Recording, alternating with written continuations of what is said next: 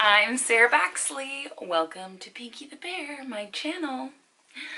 I know that maybe you were concerned that I wasn't gonna have an August video, but here I am, August 7th, filming the video. I so apologize for the delay.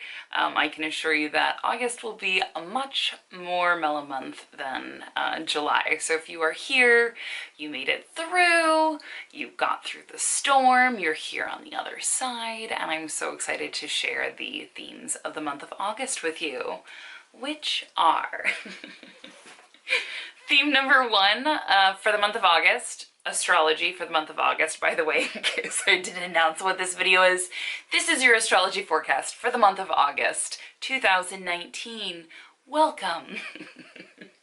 Okay, so the two upcoming themes for the month of August are number one, catch your breath, and number two, take time to heal.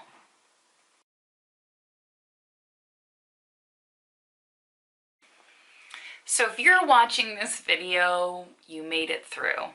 July was definitely one of the most intense months this year.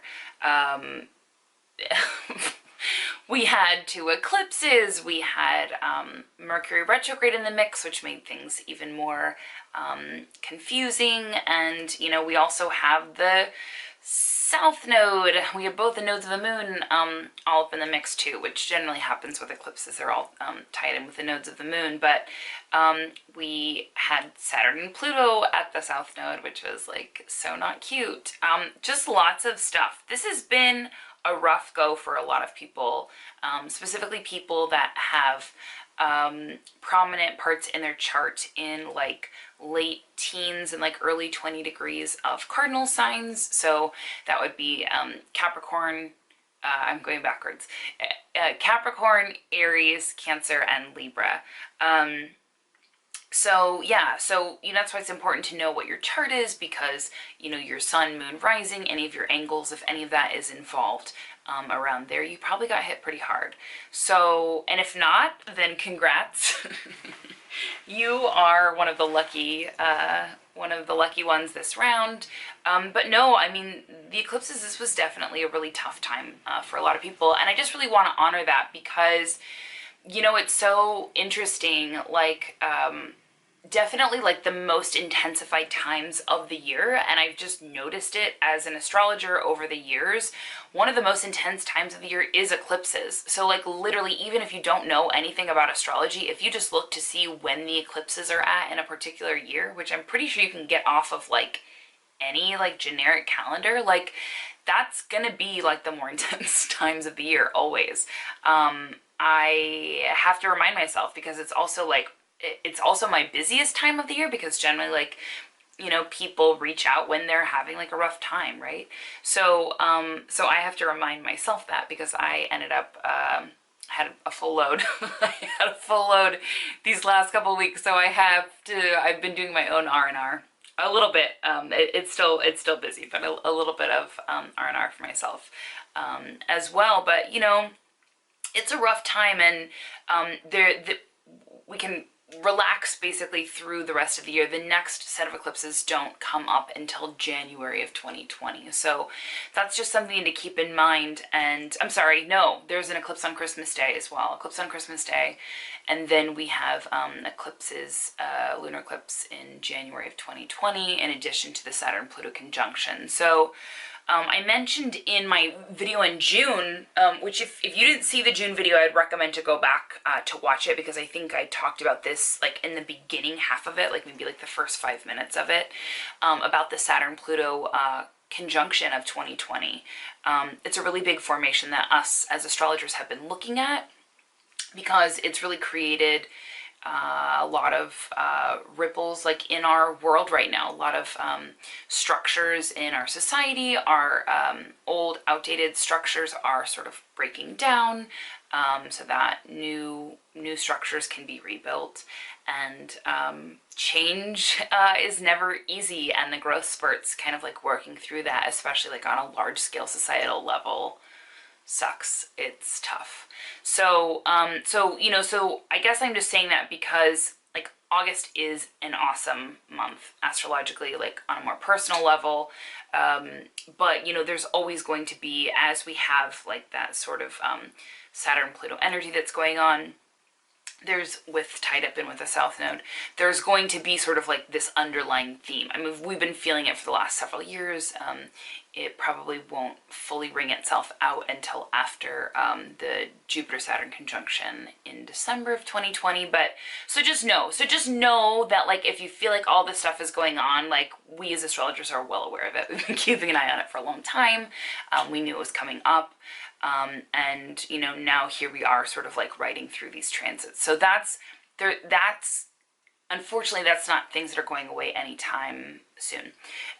But you know, the month of August, like as far as like a general whole or like on a personal level, is like way more optimistic. It's definitely a time for us to kind of really heal. Like I said, the two themes are catch your breath and take time to heal, because July was a really rough month for a lot of people. And even if you're someone who July was fine for you, definitely probably at least someone that was close to you might have experienced something more tough in the month of July. So, you know, a lot of people are kind of like slowly mending themselves, like really taking the time that they need to really dive deep inside and just like really provide like the love and compassion and care, you know, that that we need. Because so the sun is in Leo right now. Hence my fabulous flashy Leonian sunglasses. But the sun is in Leo right now, and it's the most comfortable place for the sun to be, right? Leo is ruled by the sun. The sun is Leo's direct boss, right? It's a lot about honoring the self, really taking the time to shine, like really honoring ourselves as like individuals, and like having confidence in like what it is that we have to offer, and like having confidence in who we are and like what we believe in and like what we stand for and the things that are important to us in our lives. And, you know, even taking that time, like selfish time for self-care, to take care of yourself. Because if you can't take care of yourself, if you're not filling your own gas tank, essentially, if you're running around on empty, like, you're useless to everybody else, right? So, you know, so just, this is a really important time to heal, to sort of like put the pieces, I think of like Humpty Dumpty, right? Like after eclipse season, it's like Humpty Dumpty, like putting himself back together again, and really just like allowing yourself to shine. This is also a really creative time. Leo's one of the most creative signs of the zodiac. I'd say it's like a competing force with Pisces energy. Pisces energy and Leo energy are both some of the most creative. Not to say the other signs aren't creative, but if you consider yourself to be a very creative person, I would not be surprised if you had one or both of those in your chart. But, you know, that is... it's okay for us to have this time. Sometimes I think that we feel like we need to just pick ourselves up and like dust ourselves off and move on. And if we can't do that, like, what's wrong with us? Or, you know, it's funny, like this Scorpio rising right now as I film this video, which basically just, I think, provides like a little bit more of like an intensified, like, heart-to-heart mood to this like particular video, just like being like really raw and real about, you know, about our emotions. And that's why I'm sort of talking about that right now. I think that modern day society often tells us to kind of like brush those things aside, and we forget like how important that like our mental health is, that our emotional health is, and all of that. So August is the perfect time for you to really give yourself the love that you need, to, you know, maybe have fun and like do some creative projects, or go on some fun adventures, and just really take time to like appreciate being alive. You know, the sun is like what gives us light. It is what, one of the things that, like, aside from the moon and gravity, that keeps us down, but we wouldn't be able to survive without the warmth of the sun. And so, you know, I think this is a really great time to sort of offer gratitude in our lives and really feel thankful for the things that we have and the world around us, and just for life itself. So anyway, sorry for the deep thoughts with Sarah Baxley today in this Leo sun and Scorpio moon conjunct ascendant right now. But, you know, and it's the first quarter moon today too, but anyway, so just take some time. And again, I apologize for everyone that's like, oh my gosh, it's like already like several days into August, like where the heck is Sarah? But I'm here. I had family in town for a little while, and then I had like an awesome friend of mine visit, like make a surprise visit from San Francisco yesterday, and I was like, ugh, I gotta just, you know, you gotta live your life sometimes, even us as astrologers. So thanks for your patience.